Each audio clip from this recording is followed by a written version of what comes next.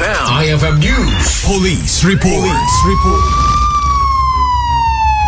Impakaamo ni Police Captain Sigman Benigno, officer in charge iti San Nicolas Municipal Police Station, awampay iti motibo iti maipagarop apan nakapapatay iti maysa nga agururing iti barangay 16 San Nicolas, Ilocos Norte kun ti hepe ang manarimaan pay laing ti investigasyon agpapan kadagito agundaway ken awampay iti lead amang ito dono siya sino iti suspect iti daytoy anakamames a krimen.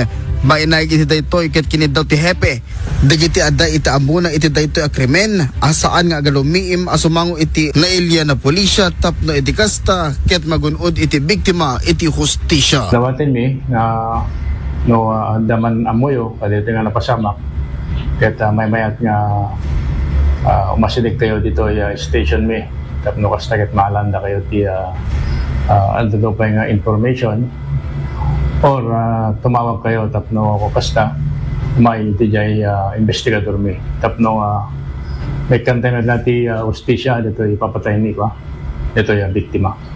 Para iti IFM News, Idol Lawrence Corpus Martinez, tatak, RMN.